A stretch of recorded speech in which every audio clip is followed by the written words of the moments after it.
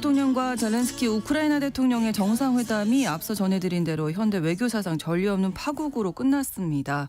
이런 상황을 두고 의도된 도발이다. 미리 계획된 덫이다. 이런 여러 가지 뒷말도 무성하게 나오고 있는데요. 사태가 이렇게까지 치달은 데에는 양국 정상 간의 악연이 배경이다. 이런 분석도 있습니다. 오늘 글로벌 이슈 위기에 빠진 미국과 우크라이나 정상관계 그리고 광물협정에 대해서 알아보겠습니다. 한겨레 신문 정의계 선임 기자와 함께합니다. 어서 오십시오. 안녕하세요. 네, 악연.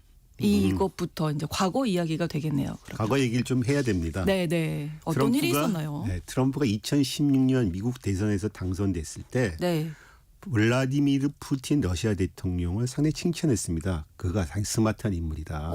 그래서 당선되고 나서 미국과 러시아의 관계가 좋아질 거다 이렇게 예상이 됐었는데 의외로 그때 대선에서 러시아가 미국 대선에 개입을 했다. 라는 의혹이 번졌고 결국 특검 수사까지 가게 됐습니다. 그래서 미국 내에서 러시아에 대한 비난 여론이 드높으니까 트럼프로서도 러시아와의 관계에서는 고사하고 러시아에 대한 강경한 정책을 폈습니다. 그래서 러시아의 관계가 더 악화된 거죠.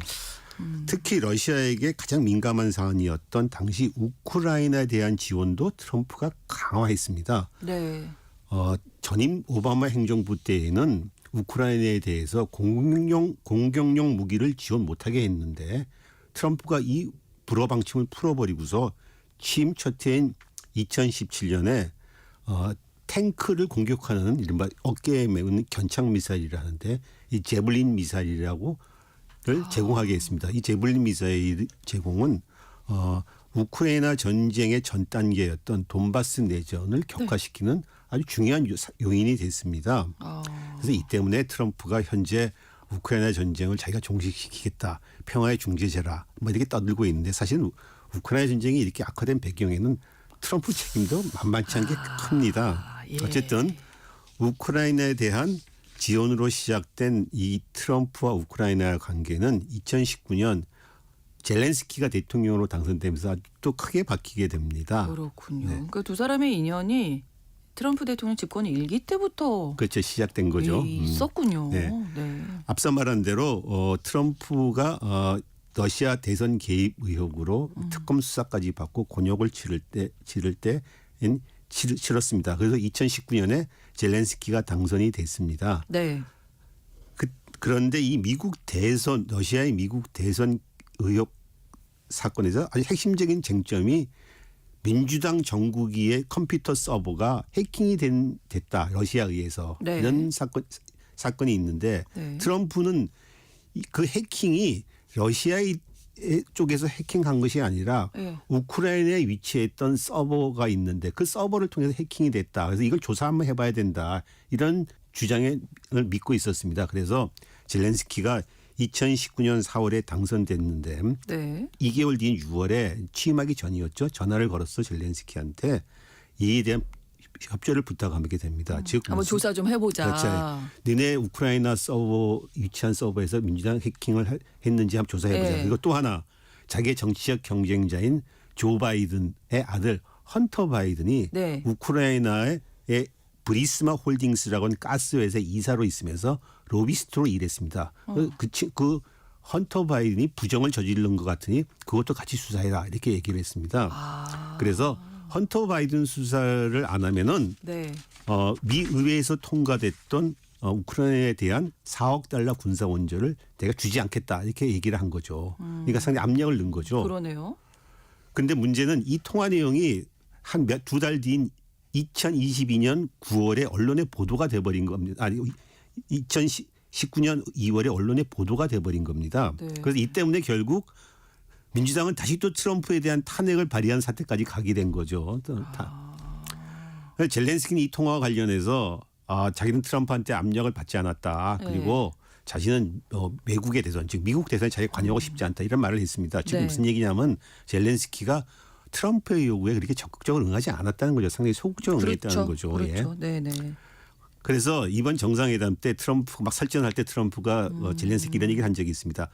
오바마는 너네 우크라이나한테 담요를 줬는데 난 너네들한테 제블린 미사일을 줬다. 이렇게 해서 막 밀어붙였습니다. 왜 고마워하지 않느냐. 이 얘기는 무슨 얘기냐면 트럼프가 옛날에 우크라이나한테 내가 잘해줬는데 너 왜 내 예고도 안 들어주고 소극적이었고 결국 나를 갖다가 탄핵까지 몰기 가게 했지 않느냐 이런 네. 불만, 악연을 얘기한 거죠. 예, 이 과거의 이런 기억이 이런 그렇죠. 정상회담 올해 있었던 정상회담 얼마 전에 있었던 정상회담을 좀 파국으로 만든 배경이라고 보십니까? 배경의 하나가 개인적인 예, 인연인데 물론 더 큰 이제 관계는 미국과 러시아, 트럼프가 갖고 있는 기본적인 그렇죠. 생각이겠죠. 네. 트럼프는 기본적으로 미국이 동맹국들에게 착취당하고 있다. 그리고 미국이 나토를 통해서 유럽을 방해해야 될 필요가 없다. 유럽 스스로가 방해 책임을 져야 된다. 그리고 우크라이나 전쟁은 기본적으로 유럽의 문제다. 그리고 국제 문제는 미국이나 러시아, 중국 이런 강대국들이 서로 담판해서 끝내야 된다. 그래서 약간 거래주의 속성을 기반으로 깔고 있습니다. 네. 그래서 이번 우크라이나 종전을 놓고 러시아와 협상을 했는데 크게 네 가지가 있죠. 러시아의 점령지를 인정해 준다.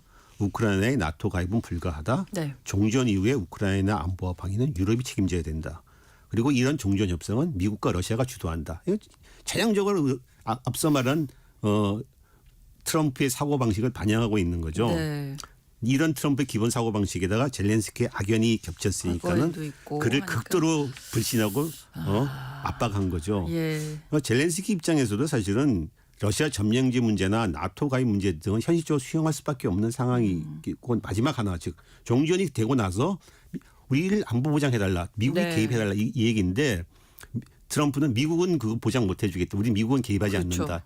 이게 이제 마지막 남은 이제 그거였습니다. 그래서 결국은 이제 젤렌스키가 협상을 순순히 받지 않자 트럼프 측 압력을 가했고 어쩌면 이번 사태 어쩌면 근본 배경이 그거라고 할 수 있죠. 네. 그렇군요. 근데 사실 저희가 이제 뉴스 전해드리면서 광물협정 얘기를 네네. 했었거든요. 네네. 이번에 이제 미국 방문했던 이유가 네. 광물협정은 그럼 어떻게 되는 건가요? 네, 요번 이제 문제가 됐던 광물 협정은 원래 젤렌스키가 지난해 우크라이나 전쟁 승리를 위한 5개 승리 계획안이라는 것을 발표한 적이 있습니다. 그때 전황이 불리해지고 이제 서방의 지원도 왔다 갔다 하니까 자기가 이런 걸 딱 내놓고서 얘기를 했는데 그 중에 하나가 이 광물 협정입니다. 즉 우크라이나에 풍부한 티타늄, 우라늄, 리튬 이런 걸 전쟁이 끝나고 나면 서방에 개방해서 개발해 주겠다, 하게 해 줬다. 즉 전쟁 끝나면 이런 이권을 줄 테니 우리 좀 계속 지원해 달라 이 그렇죠. 얘기입니다. 그래서 네. 젤렌스키는 지난해 9월 말 미국을 방문해서 선거운동 중이었던 트럼프를 만나서 더 구체적으로 이걸 제시합니다. 당시 젤렌스키는 가도 좀 실수한 부분이 있어요. 가갖고서 펜실베니아의 그 방산업체를 방문한 적이 있습니다. 네. 네. 펜실베니아가 문제였었잖아요. 격전지였고 네. 그리고 방산업체라는 게 우크라이나 전쟁을 지원을 전제로 한 건데 트럼프는 이걸 우크라이나 전쟁을 반대했으니까 그렇죠. 트럼프 측에 격려를 한 거죠. 가서 민주당을 도와주려고 방문한 거다. 그래서 이런 상황 속에서 트럼프를 만나게 됐으니까 더욱 입지가 위축되니까 그러면서 그때 이 광물 협정을 다시 꺼낸 거죠. 더 구체적으로. 푸틴을 신뢰해서는 할 수 없다. 그러니까 우리가 이런 광물권을 줄 테니 우리를 좀 도와달라 얘기를 한 거죠.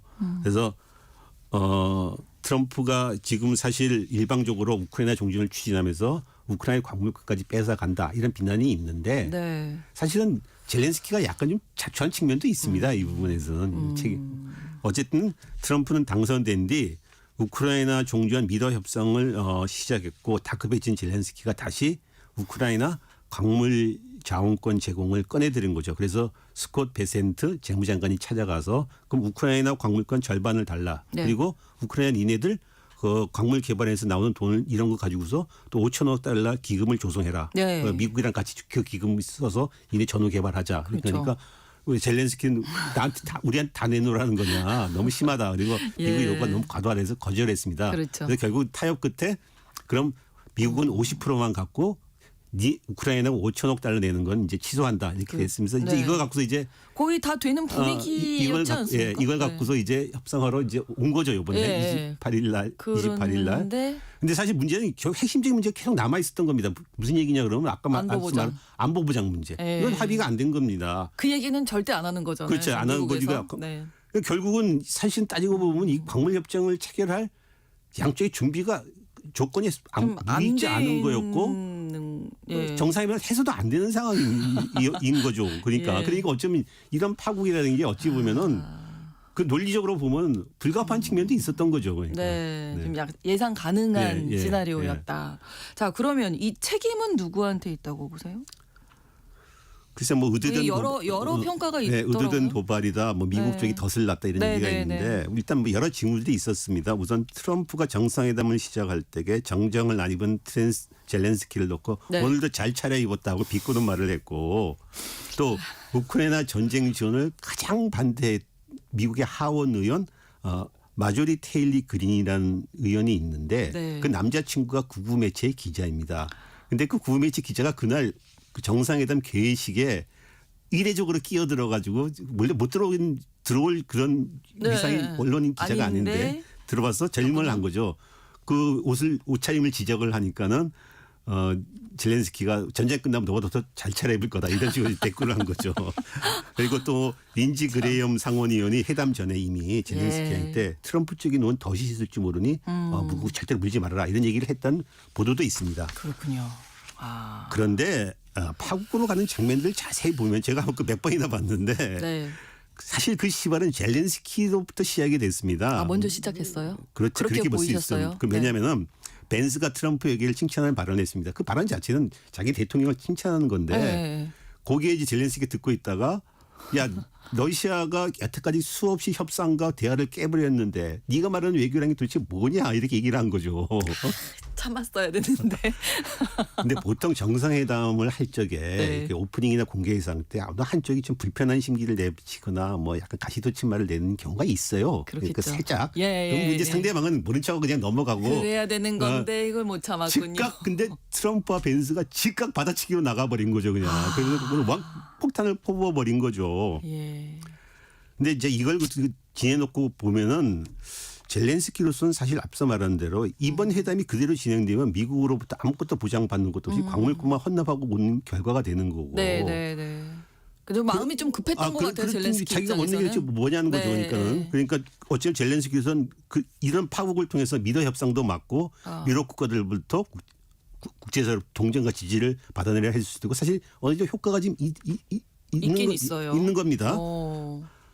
또 하나 젤렌스키는 이렇게 미러 협상이 진행되면 자신의 안위를 보장하기가 좀 힘든 상황입니다. 왜냐하면 이미 트럼프 쪽에서는 젤렌스키 임기가 만료됐다. 이제 선거 다시 해야 된다. 사실 그 물러나라는 지금 계속 얘기하고 있잖아요. 물러나라는 얘기거든요. 사실상 그렇게 교착기를 원하는데 그렇죠. 그러니까 젤렌스키가 이판사판인데 차라리 미국에 맞서서 조국을 지킨 대통령으로 기억되는 게 낫다고 생각할 수도 있는 거죠.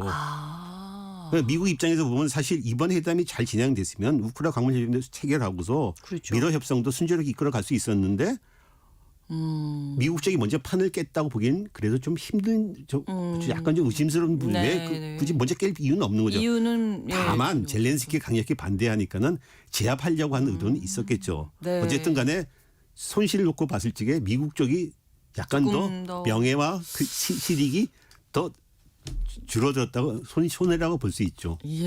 그러니까 우크라이나 입장에서는 그러면 어떻게 보면 좀 잘 된 거라고 봐도 되나요? 지금 그건 좀 두고 봐야 될 것 같습니다. 왜냐하면은 당장 미국 앞서 말한 대로 미국 트럼프가 지금 군사고 지원을 중단한다는 얘기를 하게 했고 군사 지원이 중단된다면은 아직도 전쟁 중인데 우크라이나 쪽 피해를 더 높일 것이고 전황이 우크라이나 쪽이 더 불리하게 될 것이고 그럼 종전 조건도 더 악화될 것입니다. 네. 그리고 사실 광물 협정에서 미국의 주장이 전혀 일리가 없는 건 아니에요. 뭐 종전 이후에 우크라이나 광물을 놓고 미국의 개발에 개입하게 되면 양국 경제 협력이 커진다면은 그 자체로 어느 정도 안보 보장이 되는 거죠. 어쨌든 간에 근데 어쨌든 이걸 통해서 우크라이나가 더 좋은 종전 협정, 유리한 협정을 끌어낼 수도 물론 있을 겁니다. 근데 당분간은 우크라이나는 더욱 가혹한 현실에 부딪힐 수밖에 없는 거죠. 네. 자, 그렇다면 앞으로 미국과 우크라이나의 관계라든지 미국과 러시아 협상, 이 종전 협상 어떤 영향을 미치게 될지 트럼프로서는 지금 울고 싶은데 뺨을 맞은 격이니까 안 그래도 젤렌스키가 마음에 안 들었는데 갈아치우고 싶었는데 이제 본격적으로 압박이 이미 들어갔습니다. 그렇죠. 마이크 왈츠 보좌관이 이런 얘기를 했습니다. 언론과 회견에서 미국과 협상할 수 있고 러시아와 협상의 전쟁을 끝낼 수 있는 지도자가 필요하다. 나가란 얘기죠. 그렇죠. 마이크 존슨 하원 의장도 언론과 회견에서 정신 차리고 감사하는 마음으로 협상 테이블에 돌아오던가 그렇지 않다면 다른 사람이 나라를 이끌어야 한다 이렇게 말했습니다. 그럼 나가란 얘기예요. 강하게 이미 젤렌스키가 자리를 지킬 수 있을 것인가. 그 전에 이런 루머가 파리로 망명할 수도 있다 이런 루머가 돌았습니다. 그렇군요. 예.